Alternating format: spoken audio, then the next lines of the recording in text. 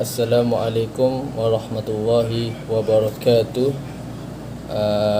Pada hari ini kumpulan kami ingin membentangkan tentang satu kajian kes, iaitu kajian kes tentang Dr. Khair Toyo.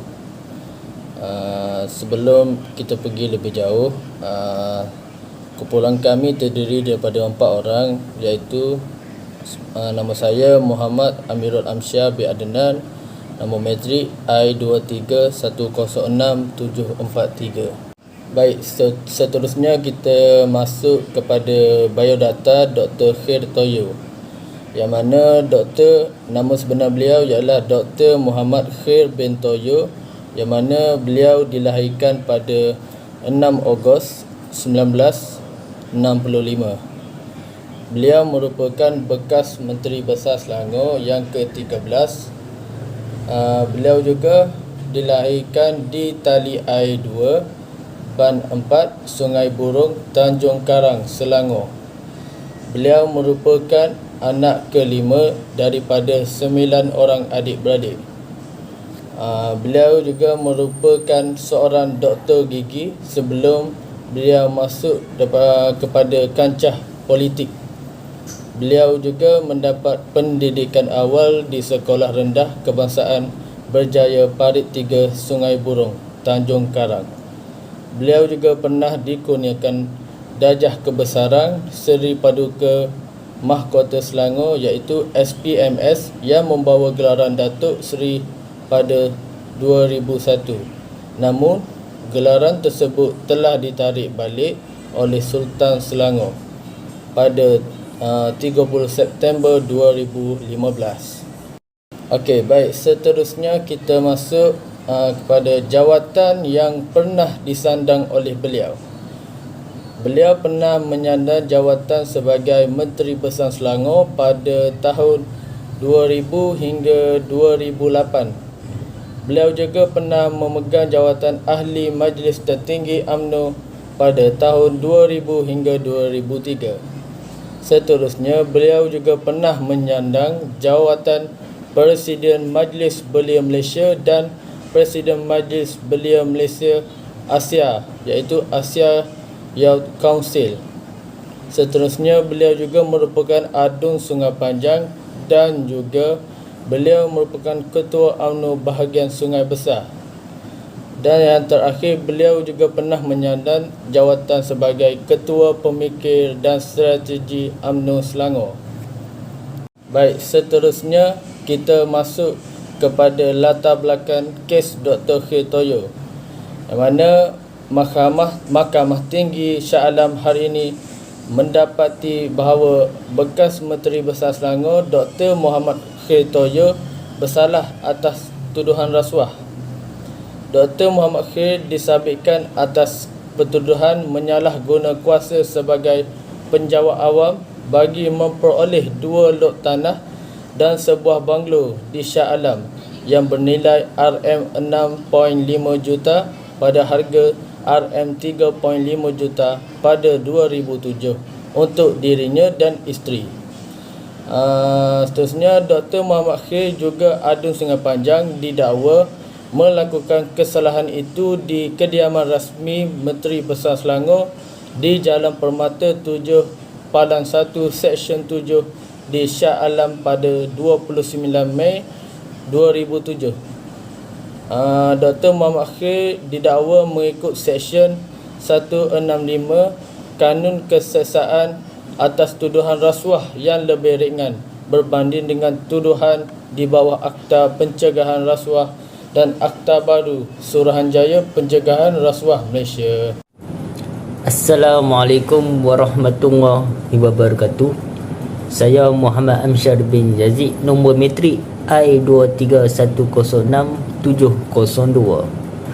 Okey, seterusnya kita akan masuk pada bahagian hukuman yang dikenakan terhadap Dr. Khair Toyo ni.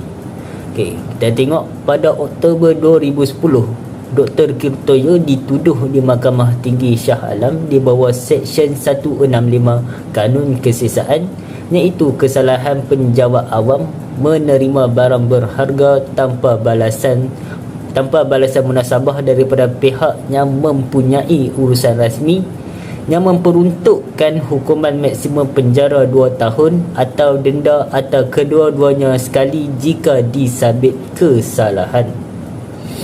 Pada 23 November tahun 2011, Mahkamah mendapati beliau telah bersalah dan dijatuhi hukuman penjara 1 tahun dan harta tanah itu dilucut hak mengikut Seksyen 36-1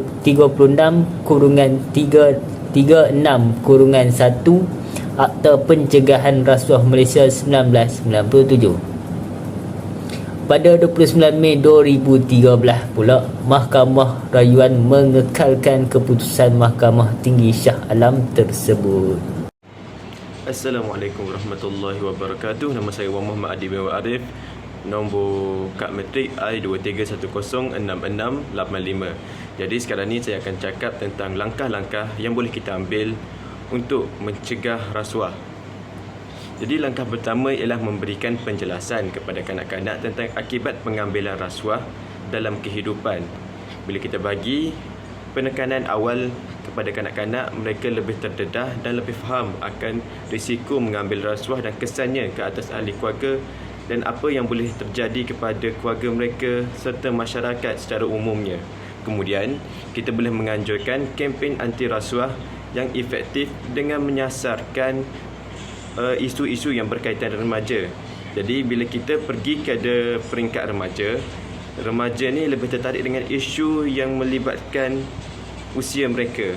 Bila kita melakukan kempen yang lebih bersifat efektif yang menyasarkan isu-isu berkaitan remaja dan rasuah, ia boleh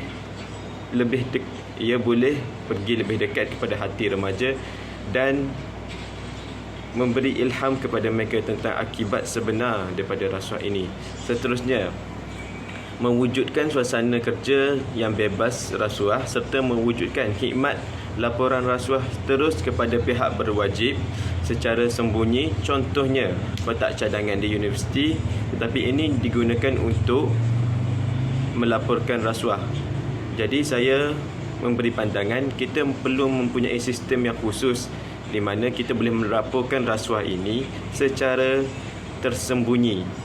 Jadi pihak yang dilaporkan itu tidak mengetahui siapa yang melaporkan aktiviti rasuah mereka. Kemudian kita boleh menjamin keselamatan pelapor dan kita juga boleh mencegah rasuah secara menyeluruh. Seterusnya, mewujudkan kuasa khas yang berada di bawah sultan yang bertugas membanteras gejala rasuah serta menjalankan audit secara rawak bagi menjamin kelestarian pertubuhan. Jadi setiap syarikat perlu adalah benda-benda macam ni. Dia akan buat audit secara berkala dan rawak supaya kita tidak boleh planning untuk bila-bila audit itu akan dijalankan.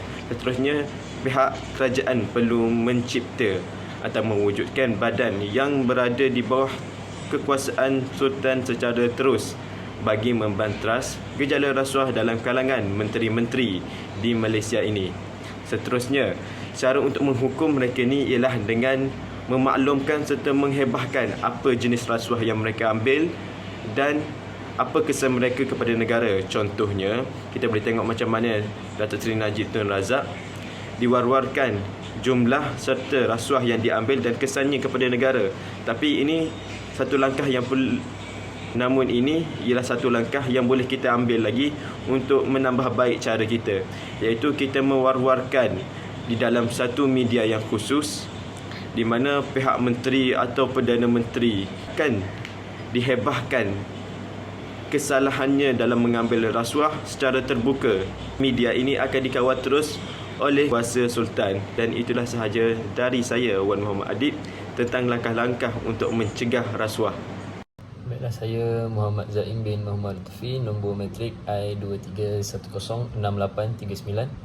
Saya akan menerangkan tentang pengajaran daripada kes Dr. Khair ini.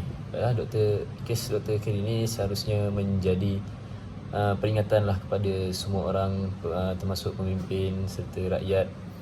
Janganlah dilupa bahawa hanya hukuman di dunia saja yang mampu kita elak. kerana di akhirat nanti semua rakaman perbuatan kita tetap akan ditayangkan tanpa tapisan atau suntingan walau sedikit pun. Jadikanlah kes Dr. Khair ini sebagai teladan untuk berkhidmat dengan jujur dan amanah serta takut untuk mendekati sebarang rasuah. Baiklah, akhir sekali kesimpulan yang dapat dibuat adalah rasuah haruslah dibenci ketika kita tidak mempunyai apa-apa. Malah lebih benci lagi apabila kita memegang sebuah jawatan. Apabila semakin tinggi jawatan itu, maka semakin menggilalah rasuah itu. Oleh itu, dalam kita bersimpati kepada hukuman yang diterima Dr. Khair ini, ia haruslah berpada-pada sebenarnya, kerana salah tetap salah dan undang-undang hendaklah dihormati. Sekian dari saya. Assalamualaikum warahmatullahi wabarakatuh.